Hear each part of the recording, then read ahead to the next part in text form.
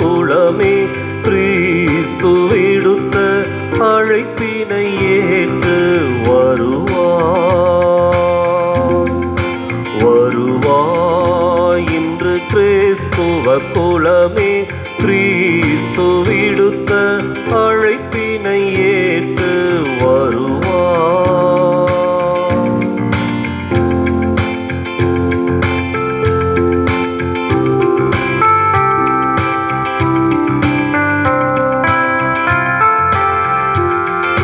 வேதத்தின் நிறைவாம் வார்த்தை அளிக்கும் விருந்தினை உண்ண விரைவாய் குலமே வேதத்தின் நிறைவாம் வார்த்தை அளிக்கும் விருந்தினை உண்ண விரைவாய் குலமே உண்பவரெல்லாம் ஓர் குலமாக உண்பவரெல்லாம் ஓர் குலமாக உன்னத பலியை உவந்தே செலுத்த வருவாய்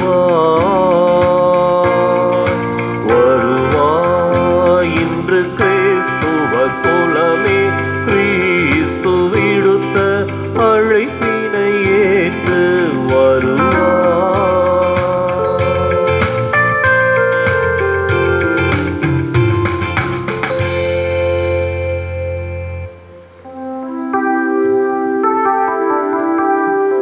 தந்தை மகன் தூயாவியாரின் பெயராலே நமக்காக பலியாகி உயிர்த்தெழுந்த நம் தலைவராகிய இயேசு கிறிஸ்துவின் அருளும் கடவுளின் அன்பும் தூயாவியாரின் தோழமையும் உங்கள் அனைவரோடும் இருப்பதாக. உமான்மாவோடும் இருப்பாராக. இயேசு கிறிஸ்து நம்பிக்குரிய அருமையான சகோதர சகோதரிகளே, உங்கள் அனைவரையும் இன்றைய திருவிழா திருப்பலிக்கு வருகை அன்போடு அழைக்கின்றேன். இன்றைக்கு பெந்தகோஸ்து என்ற பெருவிழாவை மகிழ்வோடு கொண்டாடுகின்றோம். பெண்டகாஸ்ட் என்பதற்கு 50ஆம் நாள் என்பது அர்த்தம். 50ஆம் நாளிலே இறங்கிய ஆவியானவர் திருச்சபையினுடைய மிக பெரும் அஸ்திவாரமாக விளங்குகின்ற ஒரு நிகழ்வு இந்த பெந்தகோஸ்து பெருவிழா. காரணம், இன்றைய தினம்தான் திருச்சபை உருவானது என்று சொல்லலாம். எனவே இந்த நாள் திருச்சபையின் வரலாற்றிலே மறக்க முடியாத ஒரு நாள். காரணம், திருச்சபை இன்று தன்னுடைய முன்னுரையை அழகாகவும் ஆணித்தரமாகவும் எழுதுகின்றது. காரணம், இயேசுவினுடைய எண்ணத்திலும் சிந்தனையிலும் இருந்த புதிய வாழ்க்கை நெறிமுறை இன்றைய தினம் மற்றவர்களுக்கு சீடர்களால் திருத்தூதர்களால் கொண்டு செல்லப்பட்ட ஒரு நாள். ஆவியானவருடைய வருகை அவர்களை நற்செய்தி பணிக்கு தூண்டி எழுப்புகின்றது. மறைபரப்பு பணியிலே அவர்கள் சிறப்பாக ஈடுபட ஆரம்பிக்கின்றார்கள். இந்த நாள் நம்முடைய வாழ்க்கையிலும் ஆவியானவருடைய அருள் வரங்களை அபரிமிதமாய் நமக்கு பெற்றுக் கொடுக்க வேண்டும் என்று, அவருடைய வழிநடத்துதலும் தூண்டுதலும் நமக்கு நிறைவாய் கிடைக்க வேண்டும் என்று நம்பிக்கையோடு இந்த திருப்பலியில் மன்றாடுவோம். இன்றைய தினம் சிறப்பாக கொரோனா தொற்று நோயினுடைய தாக்கமும் வீரியமும் அதிகரித்து கொண்டிருக்கின்ற வேளையில் எண்ணற்ற மனிதர்கள் இறந்து கொண்டிருக்கின்ற ஒரு சூழலிலே இறைவனுடைய இரக்கம் இந்த மனித சமுதாயத்தின் மீது இருக்க வேண்டும் என்று, இந்த தொற்று நோயிலிருந்து விடுபட வேண்டும் என்று, ஒட்டுமொத்த மனித சமுதாயமும் மீண்டு எழ வேண்டும் என்று நம்பிக்கையோடு ஒப்புக் கொடுப்போம். சகோதர சகோதரிகளே, தூய மறை நிகழ்வுகளை கொண்டாட நாம் தகுதி பெறும் பொருட்டு நம் பாவங்களை ஏற்றுக்கொள்வோம்.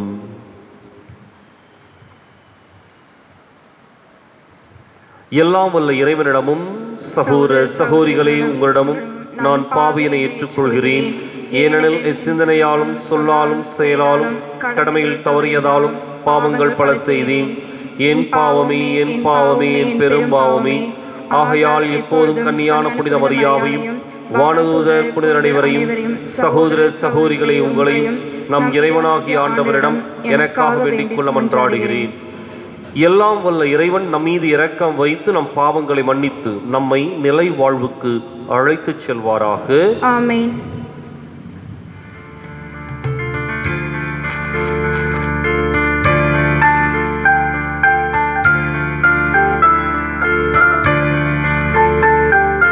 ஆண்டவரே இரக்கமாயிரும்.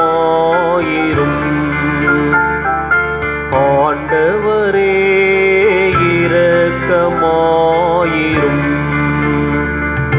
கிறிஸ்துவே இரக்கமாயிரும். கிறிஸ்துவே இரக்கமாயிரும். ஆண்டவரே இரக்கமாயிரும். ஆண்டவரே ஆண்டவரே இரக்கமாயிரும். இரக்கமாயிரும்.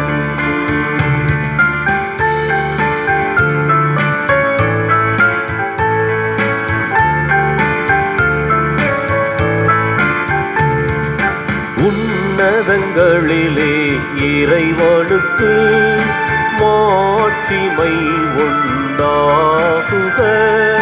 உலகினிலே நல் மனத்தவர்க்கு அமைதியும் உண்டாகுக. புகழ்கின்றோம் யாப்பும்மையே வாழ்த்துகின்றோம் இறைவனே. உமக்கு ஆராதனை புரிந்து உம்மை மகிமைப்படுத்துகின்றோம் யாம்.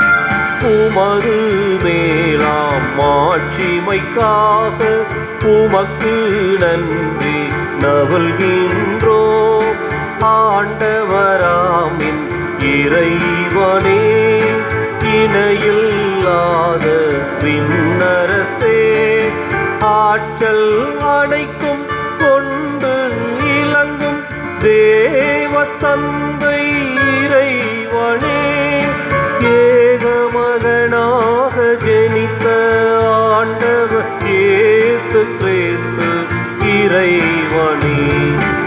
ஆண்டவராம் என் இறைவனே இறைவனின் திருச்செம்மறியே தந்தையினின்று நித்தியமாக ஜெனித்த இறைவன் மகனே நீ. உலகின் பாவம் போக்குபவரே நீரெம் மீது இறங்குவீர். உலகின் பாவம் போக்குபவரே எம்மன்றாட்டை ஏற்றருள்வீர். தந்தையின் வலத்தில் வீற்றிருப்பவரே நீரெம் மீது இறங்குவீர். ஏனெனில் இயேசு கிறிஸ்துவே நீர் ஒருவரே தூயவர். நீர் ஒருவரே ஆண்டவர். நீர் ஒருவரே உன்னதர். பரிசுத்த ஆவியுடன் தந்தை இறைவனின் மாட்சியில் உள்ளவர் நீரே. ஆமென். ஆமென்.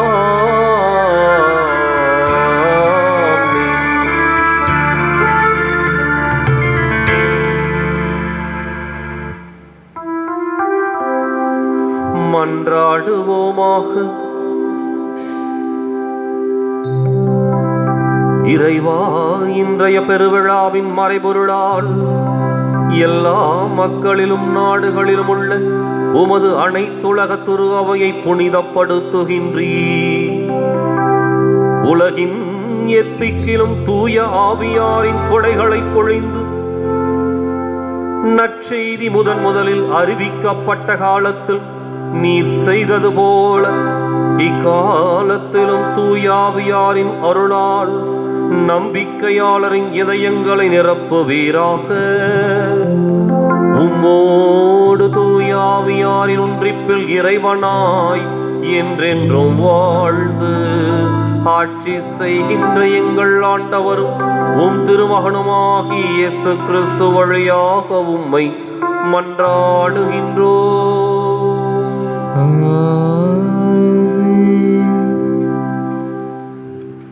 முதல் வாசகம். தூய ஆவியின் தூண்டுதலால் அவர்கள் ஒவ்வொருவரும் பேசத் தொடங்கினர். திருத்தூதர் பணிகள் நூலிருந்து வாசகம். 2வது அதிகாரம் 1-11 முடிய வசனங்கள். பெந்தகோஸ்து என்னும் நாள் வந்தபோது சீடர்கள் எல்லாரும் ஒரே இடத்தில் குடியிருந்தார்கள். திடீரென்று கொடுங்காற்று வீசுவது போன்று ஒரு இரைச்சல் வானத்திலிருந்து உண்டாக்கி அவர்கள் அமர்ந்திருந்த வீடு முழுவதும் ஒலித்தது. மேலும் நெருப்பு போன்ற பிளவுற்ற நாவுகள் ஒவ்வொருவர் மேலும் வந்து அமர்ந்ததை அவர்கள் கண்டார்கள். அவர்கள் அனைவரும் தூய ஆவியால் ஆட்கொள்ளப்பட்டனர். தூய ஆவியின் தூண்டுதலால் அவர்கள் ஒவ்வொருவரும் வெவ்வேறான மொழிகளில் பேசத் தொடங்கினார்கள்.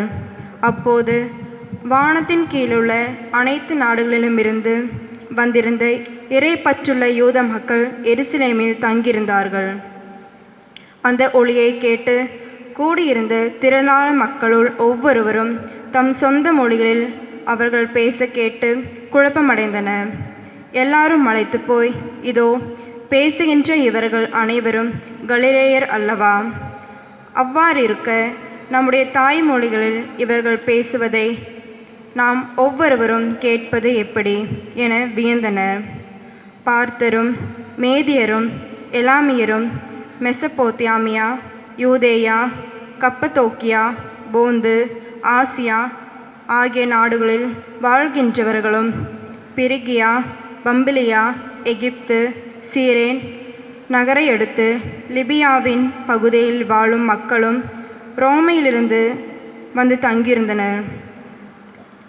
அரேபியரும் ஆகிய நாம் நம் மொழிகளிலே கடவுளின் மாபெரும் செயல்களை இவர்கள் பேச கேட்கிறோமே என்றனர். இது ஆண்டவர் வழங்கும் அருள்வாக்கு. இறைவனுக்கு நன்றி.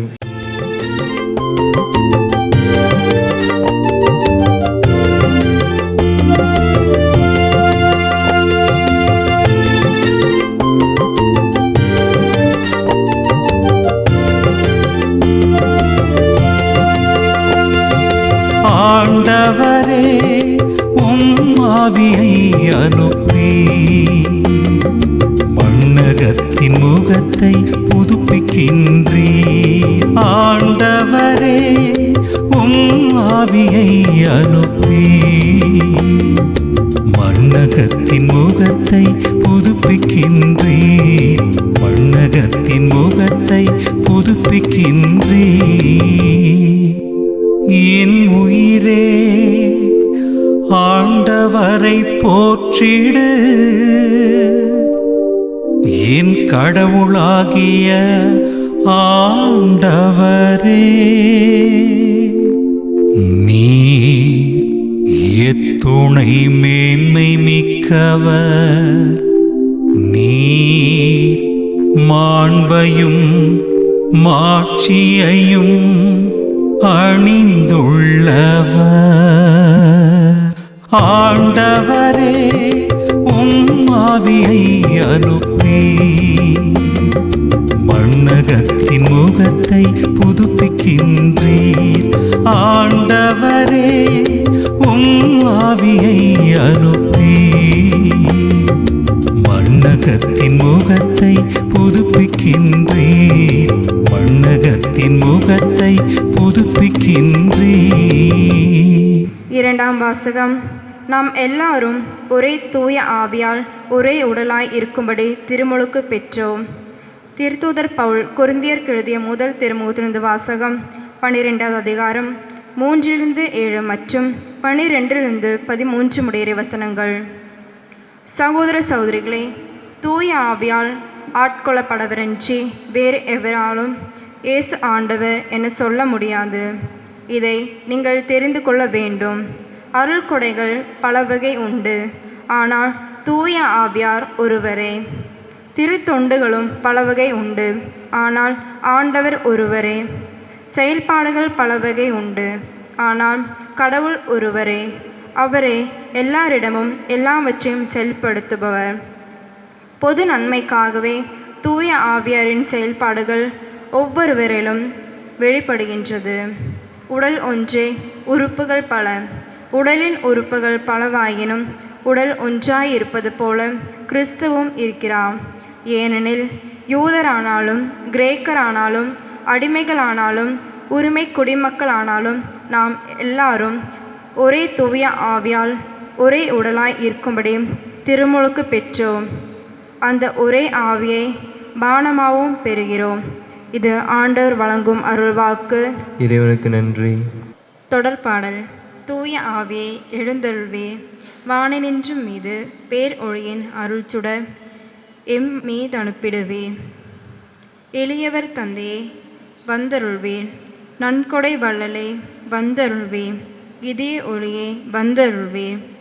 உன்னத ஆறுதலானவரே, ஆண்மை இனிய விருந்தினரே, இனிய தன்னையும் தருபவரே, உழைப்பின் களைப்பை தீர்ப்பவரே, வெம்மை தணிக்கும் குளிர் நிழலே, அழுகையின் ஆறுதலானவரே, உன்னத பேரின்ப ஒளியே, உம்மை விசுவசிப்போருடைய நெஞ்சம் ஆழம் நிரப்பிடுவே. உமதருள் ஆற்றல் இல்லாமல் உள்ளது மனிதனில் ஒன்றுமில்லை, நல்லது அவனில் ஏதுமில்லை. மாசு கொண்டதை கழுவிடுவீர், வறட்சி உற்றதை நனைத்திடுவீர், காயப்பட்டதை ஆற்றிடுவீர், வணங்காதிருப்பதை வளைத்திடுவீர், குளிரானதை குளிர் போக்கிடுவீர், தவறிப்போனதை ஆண்டருள்வீர். இறைவா, உம்மை விசுவசித்து உம்மை நம்பும் அடியோருக்கு கொடைகள் ஏலம் ஈந்திடுவீர், புண்ணிய பலன்களை வழங்கிடுவீர், இறுதியில் மீட்பு ஈந்திடுவீர், அழிவிலா இன்பம் அருள்வரை.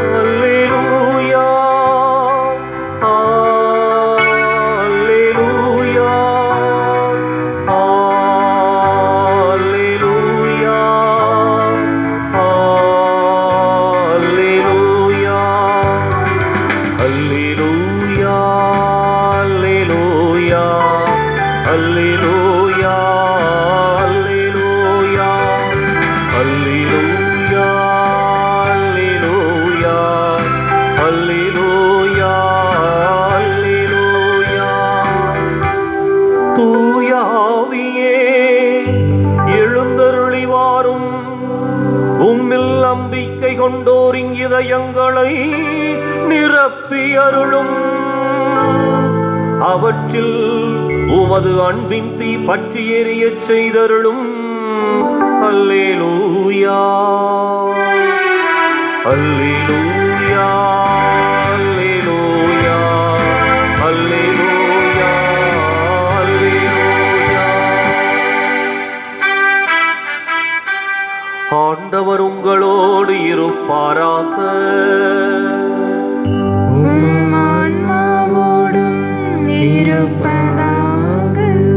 புனித யோவான் எழுதிய நற்செய்தியிலிருந்து வாசகம்.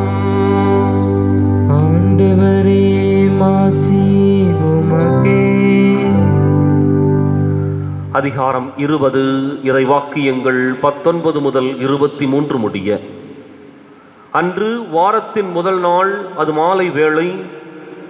யூதர்களுக்கு அஞ்சி சீடர்கள் தாங்கள் இருந்த இடத்தின் கதவுகளை மூடி வைத்திருந்தார்கள்.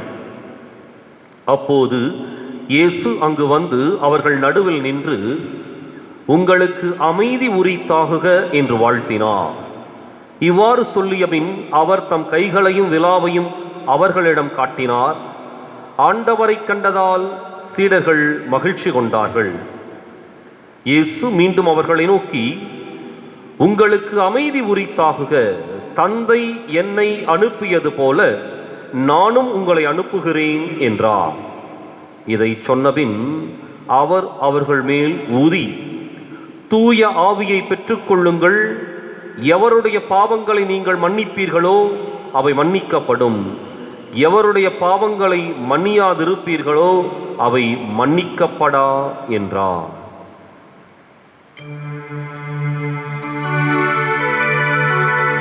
ஆண்டவரின் அருள்வாக்கு.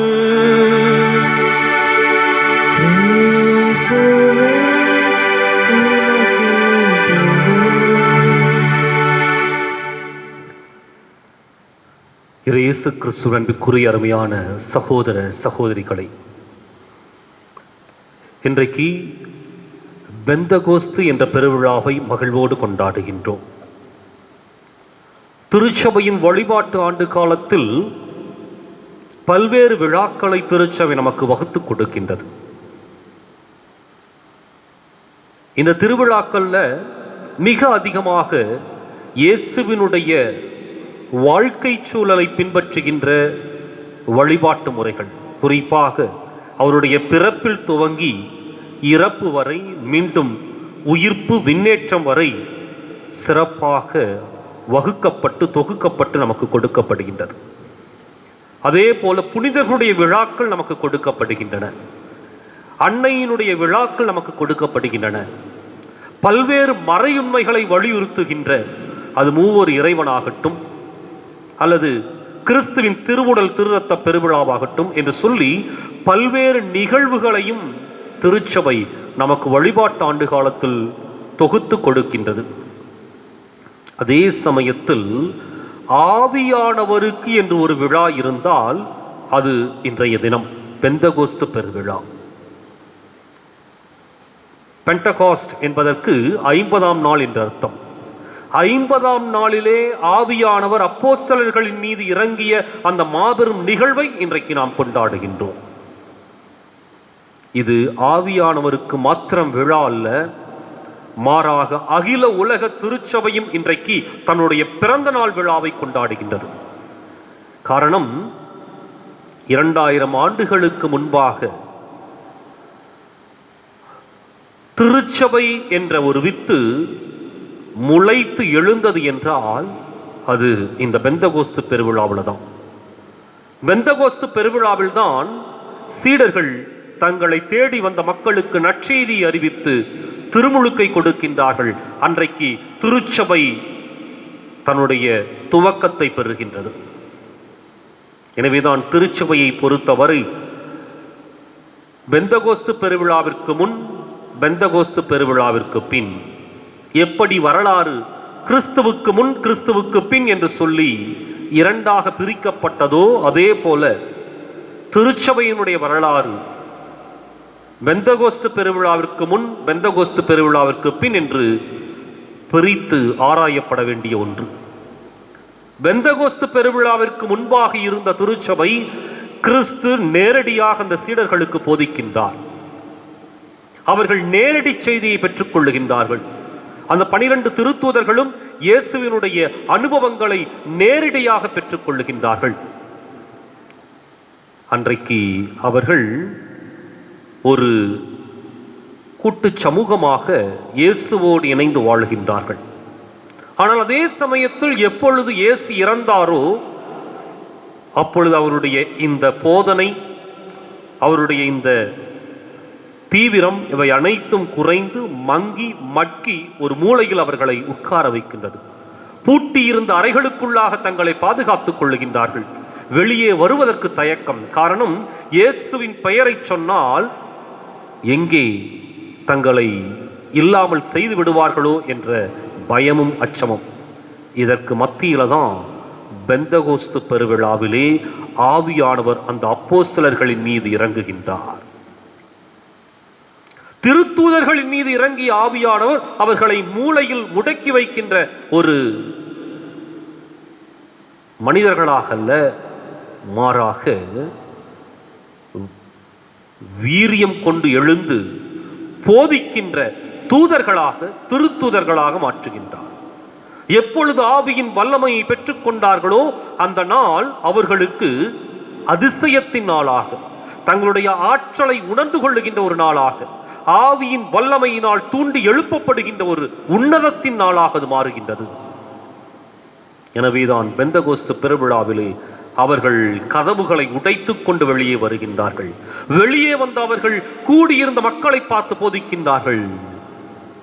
இயேசுவின் நற்செய்தியை முதலாக அந்த மக்களுக்கு அறிவிக்கின்றார்கள். அதுவரை அவர்களுக்கு அச்சமும் பயமும் இருந்தது. இப்பொழுது தெளிவும் தெம்பும் கிடைத்தது. அன்றைக்கு போதித்த மக்கள் நற்செய்தியை தங்களுடைய தாய்மொழியிலே கேட்டுக்கொள்ளுகின்றார்கள். அதைத்தான் முதல் வாசகம் அழகாக சொல்லுகின்றது. எத்தனையோ இனத்தவர் கூடி வந்திருந்த அந்த வேளையில் பேசிய கலிலேயருடைய மொழியை தங்களுடைய தாய்மொழியில் அவர்கள் கேட்டு உணர்ந்து கொள்ளுகின்றார்கள். மிக பெரும் அதிசயம் நடக்கின்றது. அது மாத்திரமல்ல, அன்றே அவர்கள் திருமுழுக்கு பெறுகிறார்கள். திருச்சபை துவங்கப்படுகின்றது. திரு அவை தன்னுடைய அத்தியாயத்தை துவங்குகின்றது. அதனாலதான் திரு அவை பெந்தகோஸ்து பெருவிழாவிற்கு முன், பெந்தகோஸ்து பெருவிழாவிற்கு பின் என்று சொல்லி பிரித்து பார்க்கப்பட வேண்டும்.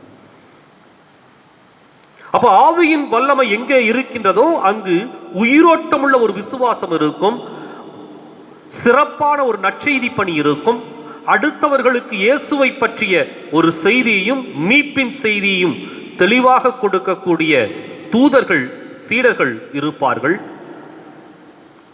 கேட்கின்ற மக்கள் அத்தனை பேரும் உள்ளம் குத்துண்டவர்களாய் மனம் மாற்றம் பெற்று மீண்டும் ஆவியினால் தூண்டி எழுப்பப்பட்டு திருமுழுக்கை பெறுவார்கள். இதான் அன்றைய சூழல், பெந்தகோஸ்து பெருவிழாவினுடைய ஒரு சூழல். இன்றைக்கு பெந்தகோஸ்து பெருவிழா 2000 ஆண்டுகளுக்கு பிற்பாடு கொண்டாடப்படுகின்றது. ஒவ்வொரு ஆண்டும் இந்த விழாவை கொண்டாடுகின்றோம். இன்றைக்கு 2 காரியங்களை குறித்து நாம் சிந்திக்க வேண்டும். ஒன்று, ஆவியினுடைய செயல்பாடுகளை குறித்தும், இரண்டாவது திரு அவையினுடைய செயல்பாடுகளை குறித்தும் இன்றைக்கு நாம் அறிந்து கொள்ள வேண்டியதும், புரிந்து கொள்ள வேண்டியதும், சீர்திருத்த வேண்டியதும் என்ன என்பதை தெரிந்து கொள்ள வேண்டும். அன்றைக்கு பெந்தகோஸ்து பெருவிழாவிலே ஆவியானவர் அப்போஸ்தலர்கள் மீது இறங்கிய பொழுது அவர்கள் மறைபரப்பு பணியை தங்களுடைய முழு முதல் பொருளாக கொண்டு போதிக்க ஆரம்பிக்கின்றார்கள். அந்த மறைபரப்பு பணிக்காக, நற்செய்திக்காக, இயேசுவிற்காக தங்களுடைய இன்னுயிரை இழப்பதற்கு அவர்கள் முன் வருகின்றார்கள். உயிரையும் நற்செய்திக்காக இழக்கின்ற அந்த உன்னதமான, உயர்தரமான, எவராலும் அடித்து நொறுக்க முடியாத ஒரு உறுதிப்பாட்டிற்குள் அவர்கள் வருகின்றார்கள். அதான் ஆவியானவருடைய வல்லமை. கற்றறிந்தவர்கள் அல்ல, நன்றாக பேசக்கூடியவர்கள் அல்ல, அல்லது எல்லா மறையுண்மைகளையும் தங்களுக்குள்ளாக அலசி பார்த்து வெளிப்படுத்துகின்ற மனிதர்கள் அல்ல, மாறாக எளிய மனிதர்களை அன்றைக்கு ஆவியானவர் பயன்படுத்துகின்றார். எந்த எளிய மனிதர்களை இயேசு தேர்ந்தெடுத்தாரோ அதே எளிய மனிதர்களை ஆவியானவர் வல்லமையோடு பயன்படுத்துகின்றார். அவர்கள் உயிருக்கு அஞ்சவில்லை. எந்த மக்களுக்கும் அவர்கள் பயப்படவில்லை. எந்த அதிகாரத்திற்கு முன்பும் அவர்கள் தலைவணங்கவில்லை. மாறாக அவர்கள் எந்த நற்செய்தியை பெற்றுக்கொண்டார்களோ அந்த உண்மையின் செய்தியை உலகிற்கு அறிவித்தார்கள். அதற்காக உயிரையும் கொடுத்தார்கள். இது அன்றைய திருச்சபை. அது மாத்திரமல்ல, அன்றைய திருச்சபையில் இந்த செய்தியை பெற்றுக்கொண்டவர்கள் அத்தனை பேரும் மனம் மாறி திருமுழுக்கு பெற்று அதிலே உண்மையாகவும் நீதியாகவும் வாழ்ந்தார்கள். எந்த அளவுக்கு அப்படின்னம்னா, திருத்தூதர் பணிகள் அழகாக அதை எடுத்து காட்டுகின்றது. அவருடைய வாழ்க்கை முறையே மற்றவர்களிடமிருந்து வித்தியாசப்பட்டு சிறப்பாக அமைந்திருந்தது.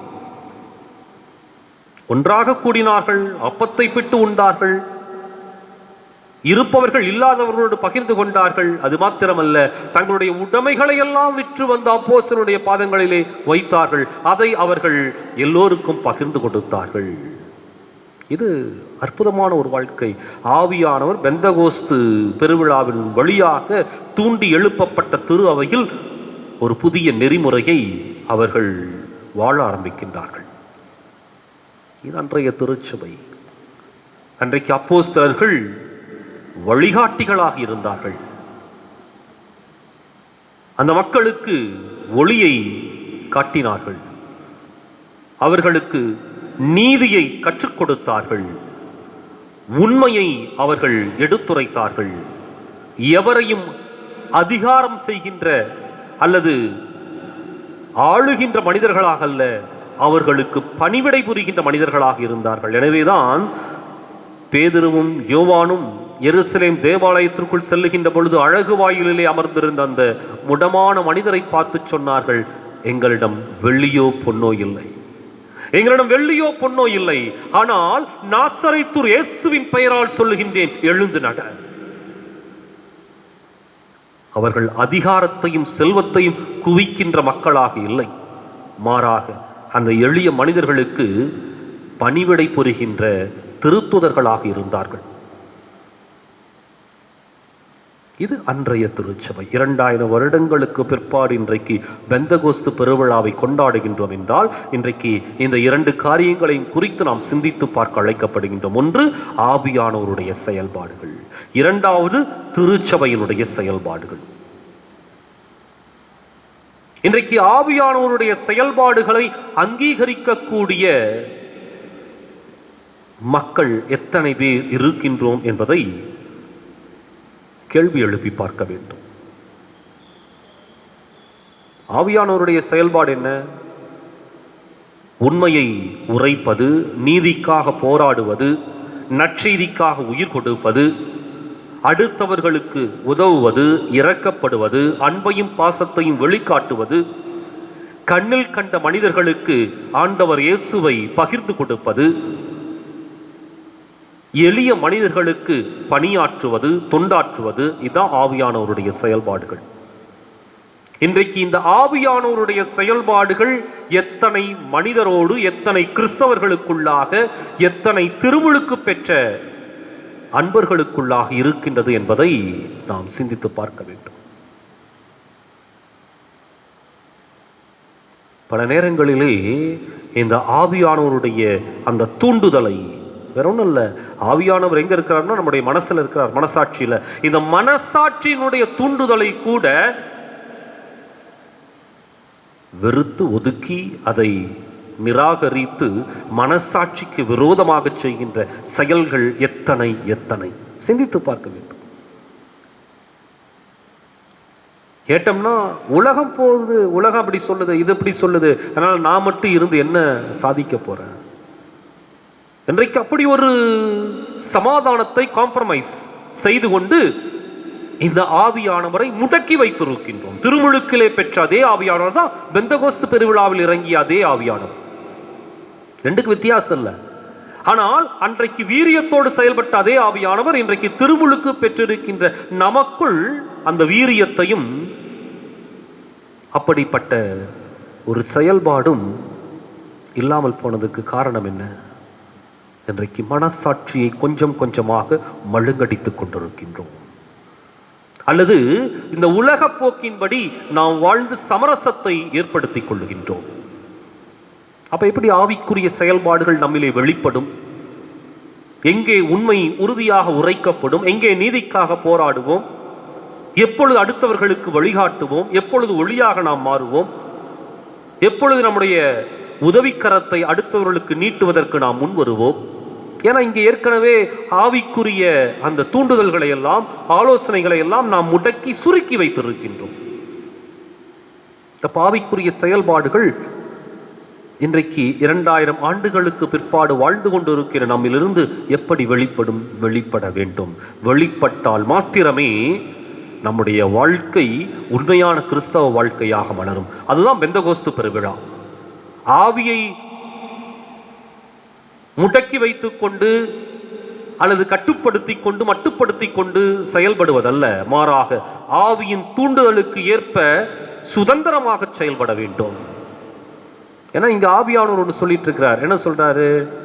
உண்மையாயிரு, நீதியாயிரு, அடுத்தவர்களுக்கு உதவுன்னு சொல்லிட்டு இருக்கார். ஆனா வெளியில வேறொரு ஆவியானவரை நாம் பார்த்து கொண்டு இருக்கின்றோம். எனது உலகம் சுயலாபத்திற்காக வாழ்ந்து கொண்டிருக்கின்றது. தன்னுடைய சுயநலம் மட்டுமே போதும் என்று சொல்லி பயணித்துக் கொண்டிருக்கின்றது. நம்முடைய சுயலாபத்திற்காக அடுத்தவர்கள் எது வேண்டுமானாலும் செய்யலாம் என்ற ஒரு நியதியை வகுத்து வைத்திருக்கின்றது. எனவே இந்த ஆவியானவரை விட இந்த உலகம் சொல்லுகின்ற ஆவியானவருடைய தூண்டுதல் அதிகமாக இருக்கின்றது. எங்க ஒரு ஆவிக்குரிய செயல்பாடு அன்றைக்கும் இருந்தது, இதே தூண்டுதல், இதே போராட்டம் இருந்தது. ஆனால் அந்த திருத்தூதர்கள், அந்த திருமுழுக்கு பெற்ற மனிதர்கள் ஆவிக்குரிய செயல்பாடுகளுக்கு முக்கியத்துவத்தை கொடுத்தார்கள். உலகம் காட்டுகின்ற போக்கை அவர்கள் வெறுத்து தள்ளினார்கள். எனவேதான் அவர்கள் கொலை செய்யப்பட்டார்கள். ஆனாலும் ஒருவர் கொலை செய்யப்பட்டால் நூற்றுக்கணக்கான விசுவாசிகள் புதிதாக உருவானார்கள். அதுதான் ஆவிக்குரிய செயல்பாடு. அப்ப இன்றைக்கு நம்முடைய ஆவிக்குரிய செயல்பாடுகளை மீண்டும் சிந்தித்து பார்த்து மாற்றி அமைத்துக் கொள்வோம். இரண்டாவது, திருச்சபையினுடைய செயல்பாடுகள். ஆவிக்குரிய செயல்பாடு ஒரு தனி மனித வாழ்க்கையில் ஏற்படுகின்ற செயல்பாடு. திரு அவை என்ற ஒட்டுமொத்த ஒரு பிரதிநிதித்துவம் பெற்ற அந்த அமைப்பின் வழியாக இயேசுவினுடைய மனவாட்டியாக செயல்பட்டு கொண்டிருக்கின்ற திரு அவை என்ற மிக பெரும் அமைப்பின் வழியாக இன்றைக்கு எப்படிப்பட்ட செயல்பாடுகள் ஆவிக்குரியதாய் அமைந்திருக்கின்றன, அதையும் கேள்வி எழுப்பி பார்க்க வேண்டும். ஒரு தனி மனித வாழ்க்கையில் நடைபெறுகின்ற ஒரு செயல்பாடு மாத்திரமல்ல, மாறாக ஒரு குழுவாக, ஒரு கூட்டு சமூகமாக, திரு அவையாக நாம் எப்படி இயங்கிக் கொண்டிருக்கின்றோம். 2000 ஆண்டுகளுக்கு முன்பாக வழிகாட்டும் திருச்சபையாக இருந்தது. இன்றைக்கு பல நேரங்களிலே வெற்று வழிபாட்டு திருச்சபையாக மாறிக்கொண்டிருக்கின்றது. அன்றைக்கு வழிகாட்டும் திருச்சபை வீதிகளுக்கு வந்தது. சீடர்கள் வீதிகளுக்கு சென்றார்கள், மக்களோடு உறவாடினார்கள், அவர்களுக்கு நற்செய்தி அறிவித்தார்கள். அங்கே இயேசு பகிர்ந்து கொடுக்கப்பட்டார். இயேசுவும் சீடர்களும் வீதிக்கு வந்து மக்களோடு மக்களாக ஒன்றாகி அவருடைய எண்ணங்களிலும் உள்ளங்களிலும் தங்களுடைய நற்செய்தியை பகிர்ந்து கொடுத்து அவர்களை அன்றாட வாழ்க்கைக்கு தயார் செய்தார்கள். இன்றைக்கு ஒரு அச்சம், இன்றைக்கு திரு அவை வெற்று வழிபாட்டு திருச்சபையாக மாறிக்கொண்டிருக்கின்றதோ என்ற ஒரு அச்சம். காரணம், இன்றைக்கு வழிபாட்டை பார்த்தோம் அப்படின்னா மிகச்சிறப்பான ஒரு வழிபாடு. எந்த அளவுக்கு அப்படின்னா, அந்த வழிபாட்டில் குருவானவர் அணிகின்ற உடைகளில் தொடங்கி பீடத்தில் பயன்படுத்துகின்ற பூக்கள், அலங்காரங்கள், அல்லது பாடகர் குழுவினுடைய பாடல்கள், அல்லது சிறப்பான அழகான ஆடம்பரமான ஆலயங்கள் என்று சொல்லி வழிபாடு மிகச்சிறப்பாக நடைபெறுகின்றது. அதிலே பயன்படுத்துகின்ற ஒவ்வொரு பொருளையும் பார்த்து பார்த்து நாம் செய்கின்றோம். அதிலே பயன்படுத்துகின்ற ஒவ்வொரு பொருளையும் நாம் கவனமாக கையாளுகின்றோம். ஒரு வழிபாட்டை கொண்டாடுவதற்கு பல்வேறு விதமான பயிற்சிகளை எடுக்கின்றோம். அது வாசகம் வாசிப்பதில் தொடங்கி அடுத்தது எந்தெந்த மறையுரையாகட்டும் அல்லது மன்றாட்டுக்களாகட்டும் மிக அதிகமான தயாரிப்புகளை மேற்கொள்ளுகின்றோம். இல்லை என்று சொல்வதற்கில்லை. ஆனால் இங்கு கொண்டாடப்படுகின்ற இத்தனை சிறப்பான வழிபாடு இன்றைக்கு வீதிக்கு வந்திருக்கின்றதா? இந்த திரு அவை அதை வீதிக்கும் அன்றாட வாழ்க்கைக்கும் எடுத்து சென்றிருக்கின்றதா என்பதுதான் இன்றைக்கு மிகப்பெரிய ஒரு கேள்விக்குறி. இந்த வழிபாடு இந்த ஆலயத்திற்குள்ளாக மிக அழகாக கொண்டாடிவிட்டு ஆலயத்தை விட்டு வெளியேறியவுடன் அதை நாம் எந்த அளவுக்கு வீதிகளுக்கு எடுத்து சென்றிருக்கின்றோம் என்பது ஒரு கேள்விக்குறி. அன்றைக்கு வழிகாட்டும் திருச்சபையில் இருந்த அதே திருத்தூதர்கள் வீதிகளுக்கு சென்றார்கள், வீடுகளுக்கு சென்றார்கள், மக்களோடு ஒன்றாக இருந்தார்கள். அவருடைய உணர்வுகளை ஆண்டவரிடம் எடுத்து சொன்னார்கள். அதற்கு ஏற்ற பதிலை ஜெபத்தின் வழியாக பெற்றுக் கொடுத்தார்கள். அவருடைய அன்றாட வாழ்க்கையில் ஒன்றாக கலந்து அவர்களோடு சிறப்பாக வாழ்ந்து காட்டினார்கள். ஆனால் இன்றைக்கு வழிபாட்டு திருச்சபையில் இந்த 1 மணி நேர வழிபாடு அல்லது 2 மணி நேர ஆராதனை அல்லது சில ஜெபங்களை மிகச் சிறப்பாக நாம் தயாரித்து விட்டு அன்றாட வாழ்க்கைக்கு செல்லுகின்ற பொழுது வழிபாடு வேறு வாழ்க்கை வேறு என்று சொல்லி பிரித்து கொள்ளுகின்ற பொழுது எங்கே திரு அவையினுடைய செயல்பாடு இருக்கின்றது என்பது ஒரு கேள்விக்குறி. அன்றைக்கு நீதிக்காக போராடுகின்ற திருத்துதர்களாக இருந்தார்கள். புனித பவுலடியார் அழகாக சொல்லுவார், என்னுடைய வழக்கை சீசரை விசாரிக்க வேண்டும் என்று சொல்லி தன்னுடைய நீதிக்காக அவர் போராடுவார். அதன்படி அவர் ரோமைக்கு அழைத்துச் செல்லப்படுவார். அது மாத்திரமல்ல, அநியாயமாக தண்டிக்கப்பட்டவர்களுக்காக குரல் கொடுத்த ஒரு திருச்சபையாக அது இன்றைக்கு இருந்தது.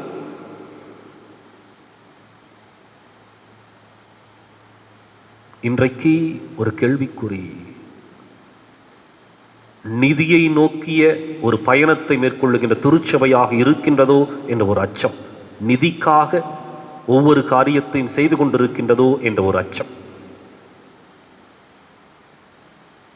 காரணம், இன்றைக்கு நம்முடைய சொத்துக்களை, செல்வங்களை நாம் வளர்த்தெடுத்திருக்கின்றோம்.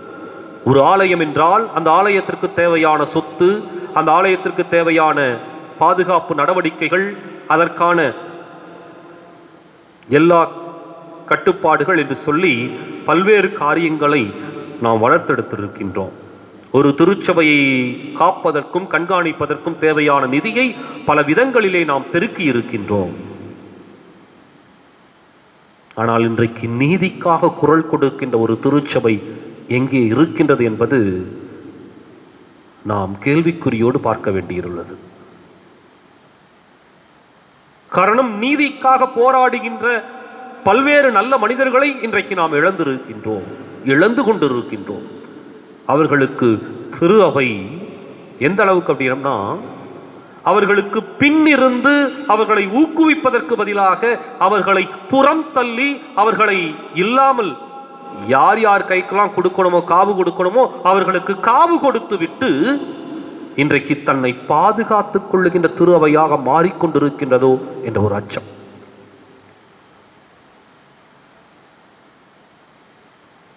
இதுக்கு எடுத்துட்டோம்னா பல்வேறு உதாரணங்களை சொல்லலாம்.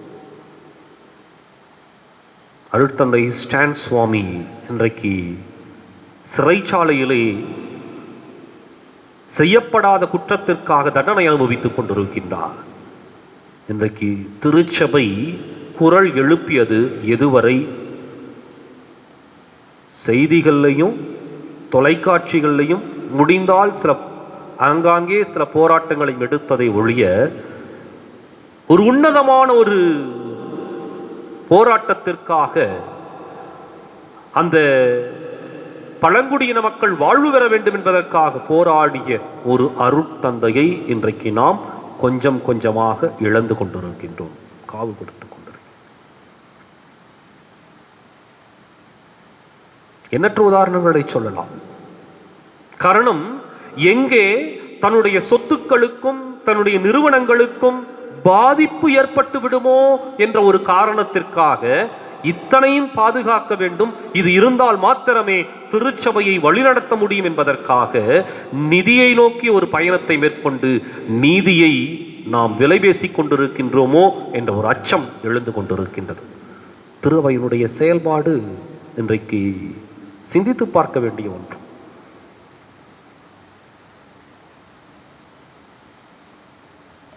திருச்சபைகளாக அன்றைக்கு இருந்தது. காரணம், வீதிக்கு வீதி அவர்கள் கூடி ஜெபித்தார்கள். அவர்கள் ஒவ்வொருவரும் ஒரே உள்ளத்தோடு கூடி வந்தார்கள்.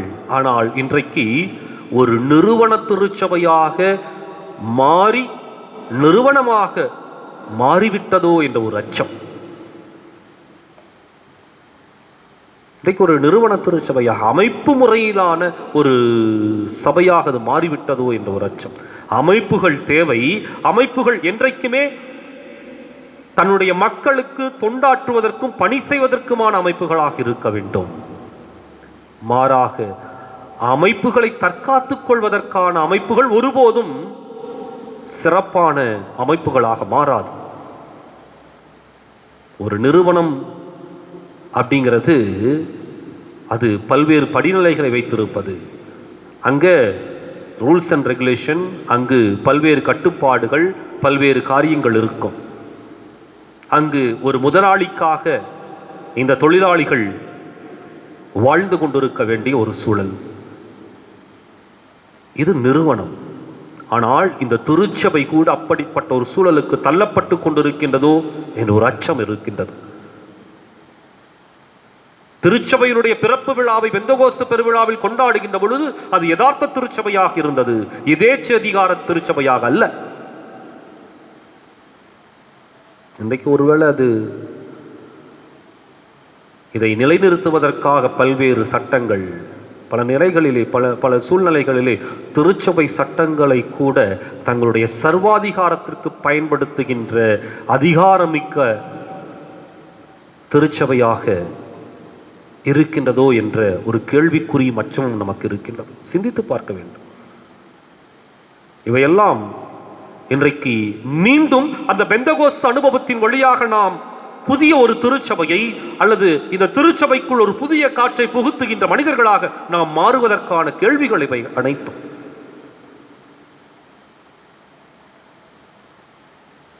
யதார்த்த திருச்சபை வேண்டுமா, எதேச்சதிகார திருச்சபை வேண்டுமா? யதார்த்த திருச்சபையில் ஒருவரோடு அந்த உறவுகள், அந்த சமநிலைகள் இவை அனைத்தும் பின்பற்றப்பட்டன, இவை அனைத்தும் இருந்தன. எதேச்சதிகார திருச்சபையிலே தலைமை ஒரு பக்கம், மக்கள் இன்னொரு பக்கம், தலைமையினுடைய ஒற்றை வார்த்தைக்கு மாத்திரமே இருக்கின்ற கூட்டமாக பயன்படுத்துகின்ற ஒரு சூழல்.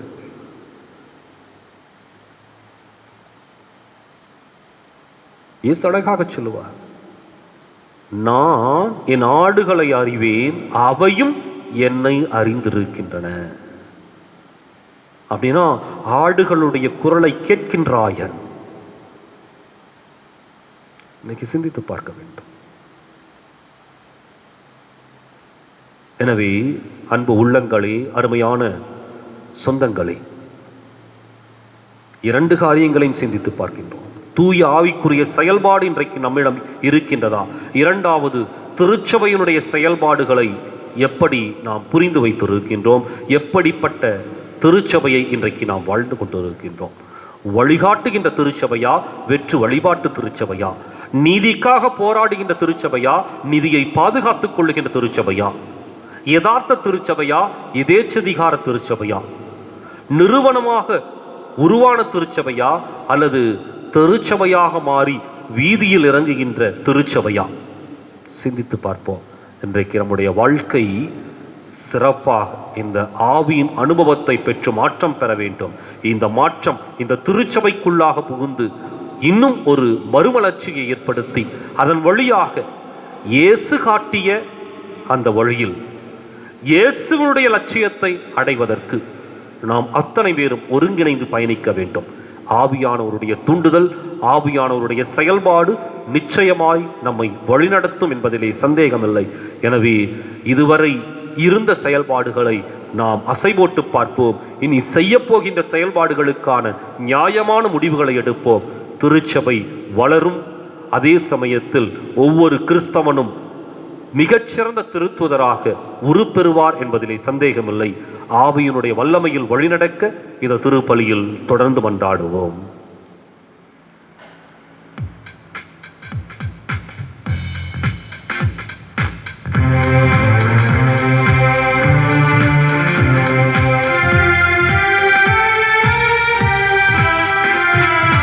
வானமும் பூமியும் படைத்தவராம் கடவுள் ஒருவர் இருக்கின்றார். தந்தை மகன் தூய ஆவியராய் ஒன்றாய் வாழ்வோரை நம்புகிறோம். பரிசுத்த ஆவியின் வல்லமையால் இறை மகன் நமக்காய் மனுவானார். கண்ணி மரியிடம் பிறந்தவராம் இயேசுவை உறுதியாய் நம்புகிறோம். பிலாத்துவின் ஆட்சியில் பாடுபட்டார், சிலுவையில் மரித்து அடக்கப்பட்டார். மூன்றாம் நாளில் உயிர்த்தெழுந்தார், மரணத்தின் மீது வெற்றி கொண்டார். பரலோகம் வாழும் தந்தையிடம் அரியணை கொண்டு இருக்கின்றார். உலகம் முடியும் காலத்திலே நடுவராய் திரும்பவும் வந்திடுவார். பரிசுத்த ஆவியை நம்புகிறோம். பாரினில் அவர் துணை வேண்டிடுவோம். பாவ மன்னிப்பில் தூய்மை பெற்று பரிகார வாழ்வில் நிலைத்திடுவோம். திருச்சபை உரைப்பதை நம்புகிறோம். புனிதர்கள் உறவை நம்புகிறோம். உடலின் உயிர்ப்பை நிலை வாழ்வை விசுவாச பொருளாய் நம்புகிறோம்.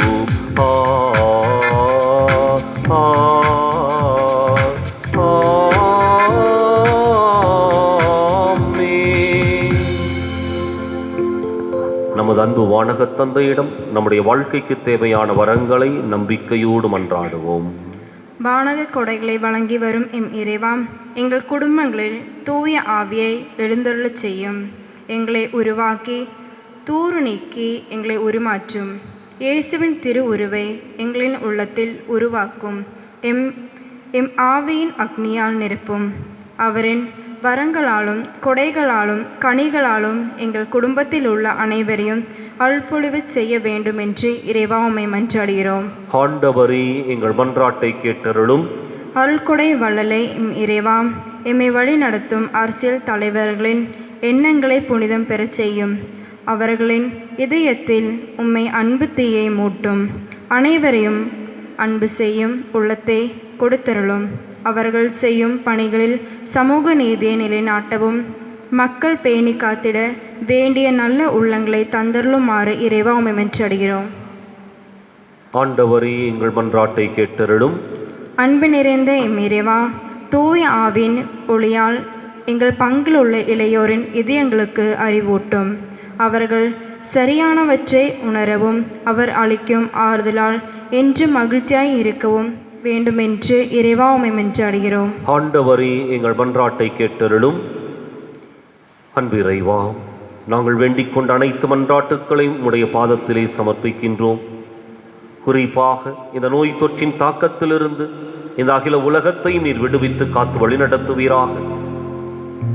மீண்டும் இந்த மனித சமுதாயத்திற்கு நம்பிக்கையை கொடுத்து இந்த பெந்தகோஸ்து விழா எப்படி திருச்சபையினுடைய ஊற்றாக, திருச்சபையினுடைய சிறப்பான துவக்கமாக அமைந்திருந்ததோ அதே போல நாங்களும் இந்த தொற்று நோயிலிருந்து விடுபட்டு மீண்டும் ஒரு புதிய வாழ்க்கையை துவங்க எங்களுக்கு எல்லா அருள்வரங்களையும் வழங்க வேண்டும் என்று எங்கள் ஆண்டவராகிய கிறிஸ்து வழியாக மன்றாடுகின்றோம். ஆமென். வாழும் வாழ்வை பலியாய் தந்தேன், வரமே தருவாய் நீ. போதுமென்ற மனமே தந்து பொறுத்துக் கொள்வாய் நீ. போதும் என்ற மனமே தந்து பொறுத்துக் கொள்வாய் நீ. என் அன்பு தேவனும் நீ, என் வாழ்வின் ஜீவனும் நீ.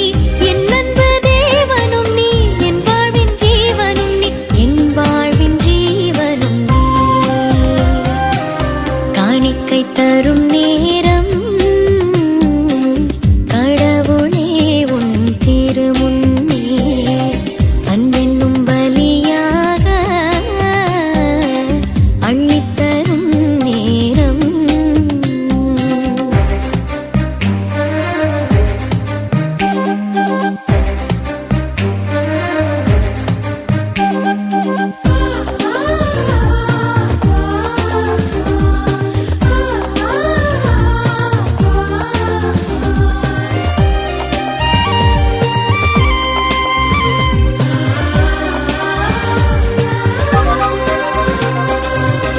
உள்ளம் விரும்பும் இறைவன் நீரே, உவந்து தர வந்தே.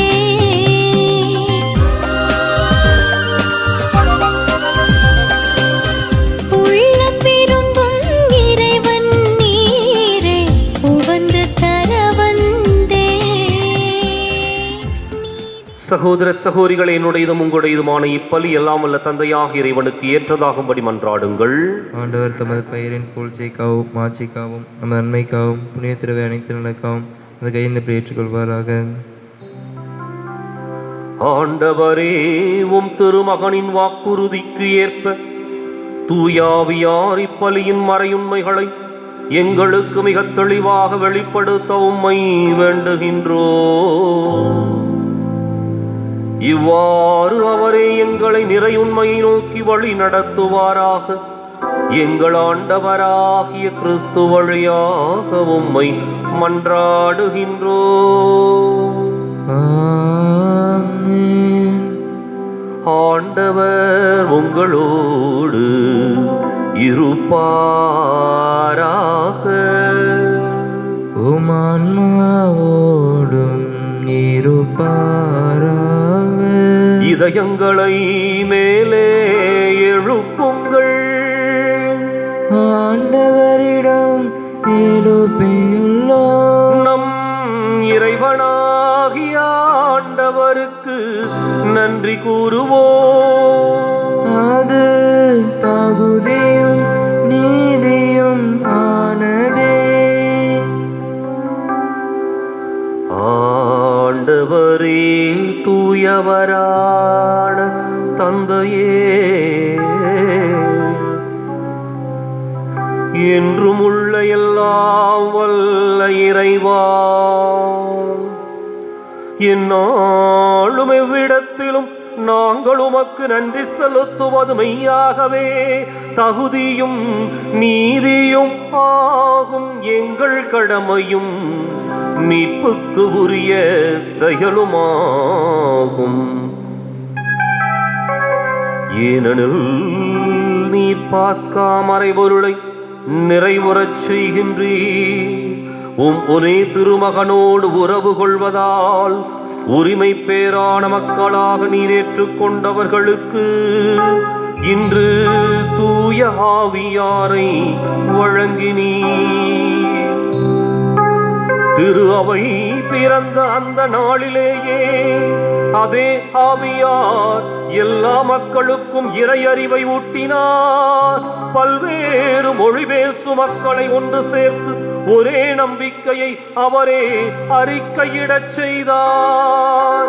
ஆகவே பாஸ்கா மகிழ்ச்சி பொங்க அனைத்துலக மனிதர் அனைவரும் அக்களிக்கின்றனர். அவ்வாறே ஆற்றல் மிக்கோரும் அதிகாரம் கொண்ட தூதர்களும் உமது மாட்சியை புகழ்ந்து முடிவின்றி பாடுவதாவது: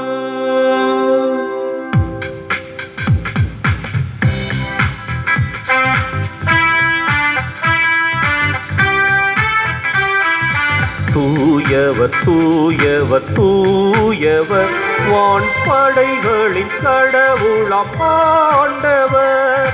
விண்ணகமும் மண்ணகமும் உமது மாட்சியால் நிறைந்துள்ளன.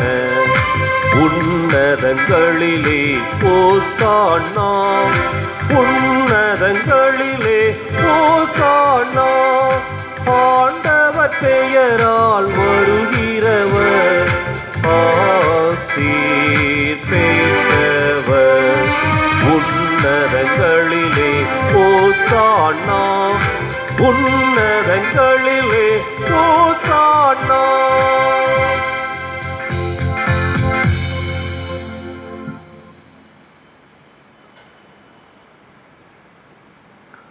தாயும் தந்தையுமான இறைவா, நிமையாகவே தூயவர், தூய்மை அனைத்துக்கும் ஊற்று. ஆகவே உம்முடைய ஆவியை பொழிந்து இக்காணிக்கைகளை தூய்மைப்படுத்தமை வேண்டுகின்றோம். இவ்வாறு எங்கள் ஆண்டவர் இயேசு கிறிஸ்துவின் உடலும் இரத்தமுமாக எங்களுக்கு இவை மாறுவனவாக. அவர் பாடுபட உளம் கனிந்து நம்மை கையளித்த போது அப்பத்தை எடுத்து நன்றி செலுத்தி அதை பிட்டு தம் சீடர்களுக்கு அளித்து கூறியதாவது: அனைவரும் இதிலிருந்து பெற்று உண்ணுங்கள். ஏனெனில் இது உங்களுக்காக கையளிக்கப்படும் என் உடல்.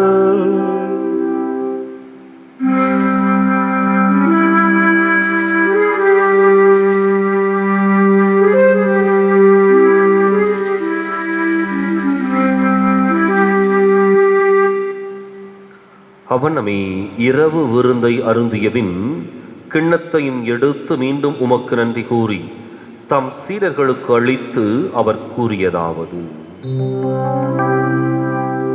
அனைவரும் இதிலிருந்து பெற்று பருகுங்கள், ஏனெனில் இது புதிய நிலையான உடன்படிக்கைக்கு உரிய என் இரத்தத்தின் கிண்ணம்.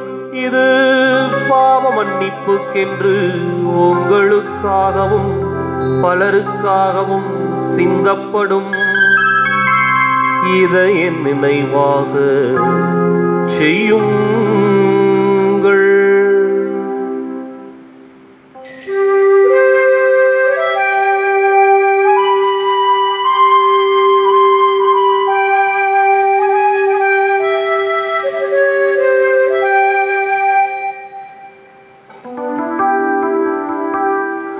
நம்பிக்கையின் மறை பொருள். ஆண்டவரே, நீர் வருமளவும் உமது இறப்பினை அறிக்கையிடுகின்றோ, உமது உயிர்ப்பினையும் எடுத்துரைக்கின்றோ. ஆகவே ஆண்டவரே, நாங்கள் கிறிஸ்துவின் இறப்பினையும் உயிர்ப்பினையும் நினைவு கூர்ந்து வாழ்வு தரும் அப்பத்தையும் மீட்பளிக்கும் கிண்ணத்தையும் உமக்கு ஒப்புக் கொடுக்கின்றோம். உம் திருமுன் நின்று உமக்கு ஊழியம் புரிய தகுந்தவர்கள் என எங்களை ஏற்றுக்கொண்டீர். எனவே உமக்கு நன்றி செலுத்துகின்றோம். மேலும் கிறிஸ்துவின் உடலிலும் இரத்தத்திலும் பங்கு கொள்ளும் எங்களை தூய ஆவியார் ஒன்று சேர்க்க வேண்டுமென உம்மை தாழ்மையுடன் மன்றாடுகின்றோம். ஆண்டவரே, உலகெங்கும் பரவியிருக்கும் அது திரு அவையை நினைவு கூர்ந்தருளும். எங்கள் தலைமை தந்தை பிரான்சிஸ், எங்கள் மறைமாவட்ட தலைமை தந்தை பீட்டர் அபீர், எல்லா திருநிலையினர் ஆகிய அனைவரோடும் உமது திரு அவை அன்பில் நிறைவு பெறச் செய்திருளும். மேலும் உயிர்த்தெழும் எதிர்நோக்குடன் துயில் கொள்ளும் எங்கள் சகோதரர் சகோதரிகளையும் இறந்தோர் அனைவரையும், குறிப்பாக பெருந்தொற்று வியாதியிலே இறந்த சகோதர சகோதரின் ஆன்மாக்களையும் விடுதலைக்காக விதைக்கப்பட்டிருக்கின்ற எம்முடைய ஈழத்தமிழ் உறவுகளையும் இரக்கத்துடன் நினைவு கூர்ந்து மது திருமுக ஒளியினுள் ஏற்றருளும். எங்கள் அனைவர் மீதும் இரக்கமாயிரும். கடவுளின் கன்னித்தாயான புனித மரியா, அவருடைய கடவரான புனித யோசேப்பு, புனித திருத்தூதர்கள், இவ்வுலகில் உமக்கு உகந்தவராயிருந்தோர் ஆகிய புனிதர் அனைவருடனும் நாங்கள் நிலைவாழ்வில் பங்கு கொள்ளும் தகுதி பெற்று உம் திருமகன் இயேசு கிறிஸ்து வழியாக உம்மை புகழ்ந்தேத்தும் வரமருள உம்மை மன்றாடுகின்றோம்.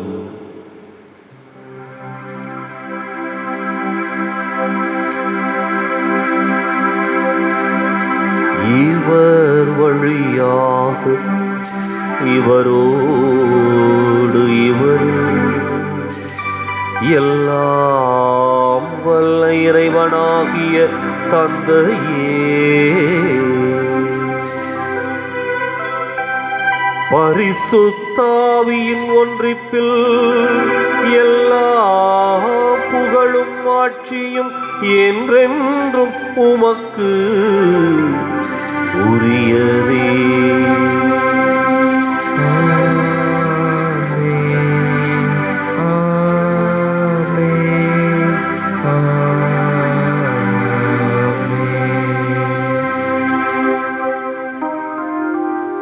மீட்பரின் கட்டளையால் கற்பிக்கப்பட்டு இறை படிப்பினையால் பயிற்சி பெற்ற நாம் துணிந்து பாடுவோம். விண்ணுலகில் இருக்கிற எங்கள் தந்தையே, உமது பெயர் தூயது என போற்றப் பெறுக. உமது ஆட்சி வருக. உமது திருவுளம் விண்ணுலகில் நிறைவேறுவது போல மண்ணுலகிலும் நிறைவேறுக. எங்கள் அன்றாட உணவை இன்று எங்களுக்கு தாரும். எங்களுக்கு எதிராக குற்றம் செய்வோரை நாங்கள் மன்னிப்பது போல எங்கள் குற்றங்களை மன்னியும்.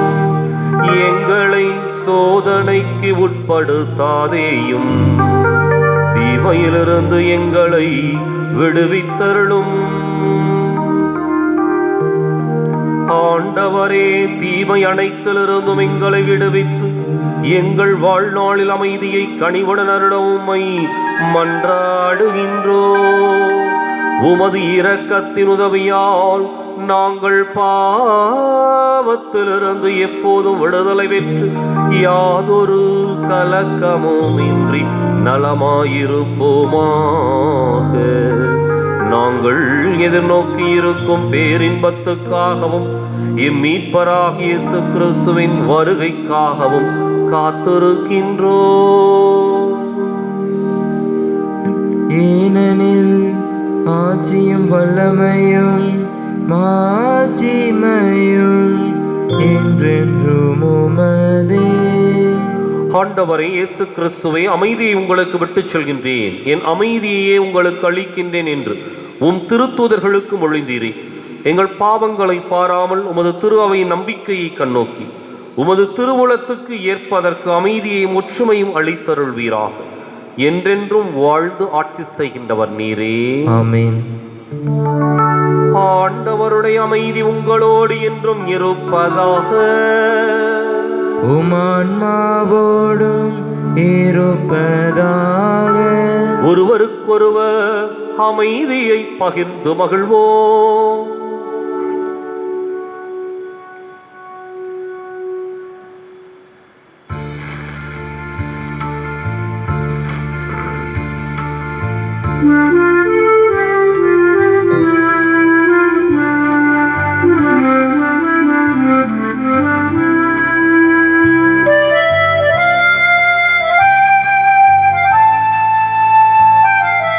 உலகின் பாவம் போக்கும் இறைவனின் செம்மறியே,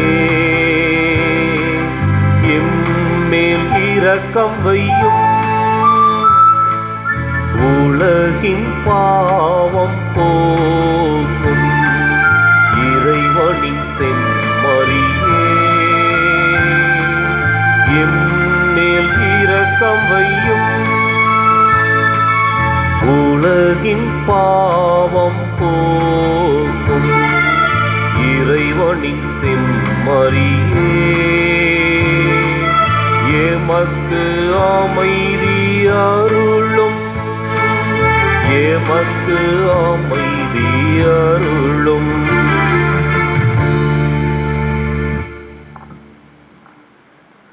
இதோ இறைவனின் செம்மறி, இதோ உலகின் பாவங்களை போக்குகின்றவர்.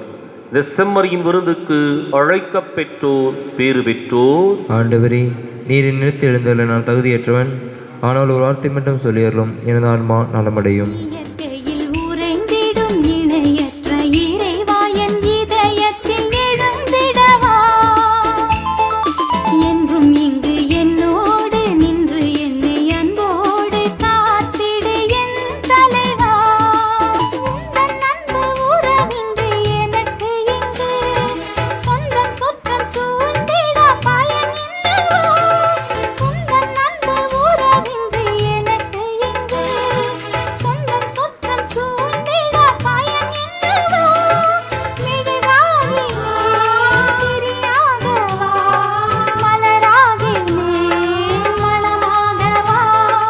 மெழுகாகி திரியாகவா, மலராகி மணமாகவா.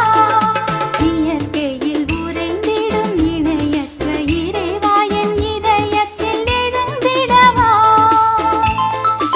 என்றும் இங்கு என்னோடு நின்று என்னை அன்போடு காத்திடு என் தலைவா.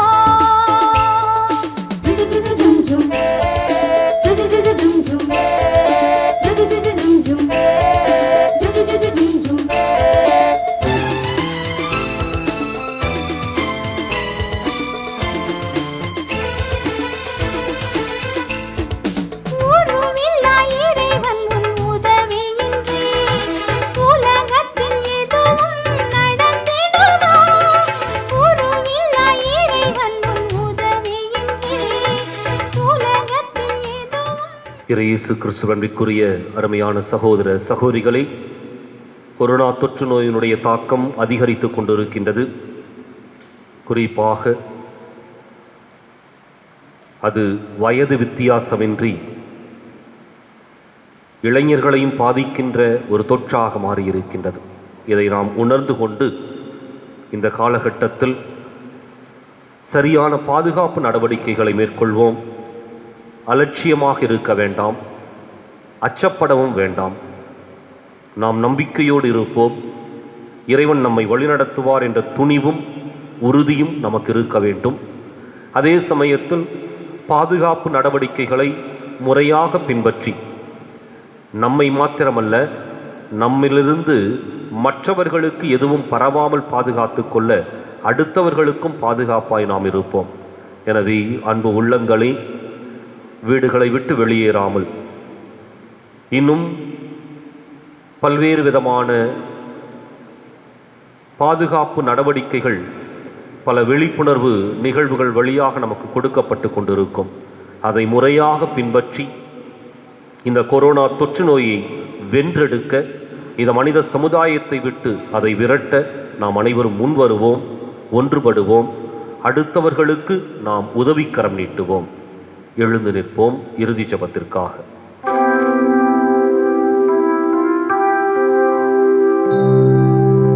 மன்றாடுவோமாக. விண்ணக கொடைகளை உமது திரு அவைக்கு தாராளமாய் வழங்கும் இறைவா, நீர் எமக்கு அளித்துள்ள அருளை எம்மில் பாதுகாத்தருளும். இவ்வாறு தூய ஆவியார் பொழிந்துள்ள கொடை என்றும் வலிமை பெறுவதாக இந்த ஆன்மீக உணவால் நிலையான மீட்பு எங்களில் வளர்வதாக. எங்கள் ஆண்டவராகிய கிறிஸ்து வழியாக உம்மை மன்றாடுகின்றோம். ஆண்டவர் உங்களோடு இருப்பாராக. உமான்மாவோடும் இருப்பாராக. எல்லாம் வல்ல இறைவன் தந்தை, மகன், தூய ஆவியார் உங்களுக்கு ஆசி வழங்குவாராக. தூய ஆவியின் தூண்டுதலிலே தொடர்ந்து வாழ சென்று வாருங்கள். திருப்பலி நிறைவேறிற்று. அல்லேலூயா, அல்லேலூயா. இறைவனுக்கு நன்றி. அல்லேலூயா, அல்லேலூயா. வலது வாய்க்காலுக்காக ஜெபம். அன்பு தந்தையே இறைவா, அன்பு தந்தையே இறைவா, கேளுங்கள் கொடுக்கப்படும், கேளுங்கள் கொடுக்கப்படும், தட்டுங்கள் திறக்கப்படும், தட்டுங்கள் திறக்கப்படும், தேடுங்கள் கண்டடைவீர் தேடுங்கள் கண்டடைவீர் என்ற இறைவார்த்தையில் இறைவார்த்தையில் நம்பிக்கை வைத்து ஜெபித்தோம். நம்பிக்கை வைத்து ஜெபித்தோம். அதன் பலனாக எங்களுடைய பகுதிக்கு தேவையான குடிநீர் திட்டங்களை நிறைவேற்றி எங்களுடைய இல்லங்களுக்கு நல்ல குடிதண்ணீரை பெற்றுக் கொடுத்ததற்காக உமக்கு நன்றி கூறுகின்றோம். எங்களுடைய நீண்டகால போராட்டமான வலது வாய்க்கால் திட்டத்தில் போதுமான நிதியை ஒதுக்கி எங்களுடைய தண்ணீர் அவகாசத்தையும் மீட்டெடுத்து கொடுத்ததற்காக உமக்கு நன்றி கூறுகின்றோம்.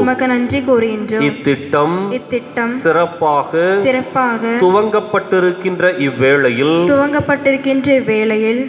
இதனை விரைந்து நிறைவு செய்து கொடுப்பீராக. இவற்றை எங்கள் ஆண்டவராகிய கிறிஸ்து வழியாக உம்மை மன்றாடுகிறோம். ஆமென். ஆமென்.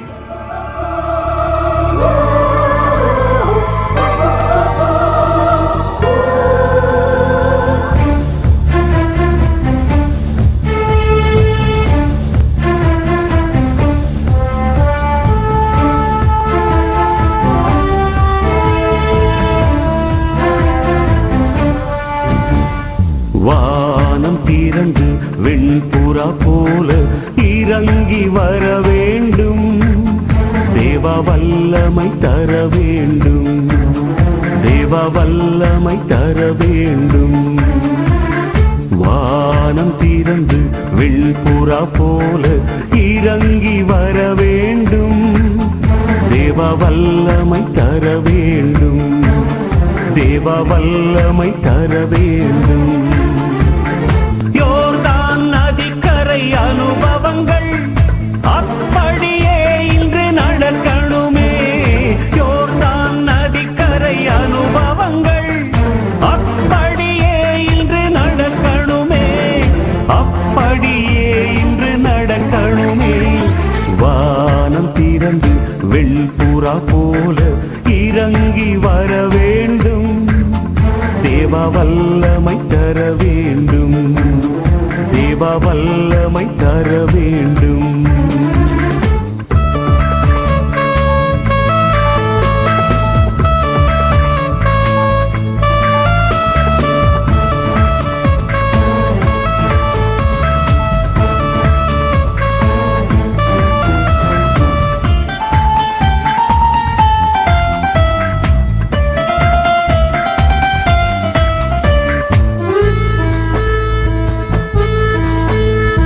மறுபடியும் நான் பிறக்க வேண்டும். மறுரூபமாக மாற வேண்டும். மறுபடியும் நான் பிறக்க வேண்டும். மறுரூபமாக மாற வேண்டும். யோர்தான் நதிக்கரை அனுபவங்கள் அப்படியே இன்று நடக்கணுமே. யோர்தான் நதிக்கரை அனுபவங்கள் அப்படியே இன்று நடக்கணுமே. அப்படியே இன்று நடக்கணுமே. வானம் திறந்து வெண்புறா போல இறங்கி வர வேண்டும். தேவ வல்லமை தர வேண்டும். தேவ வல்லமை தர வேண்டும்.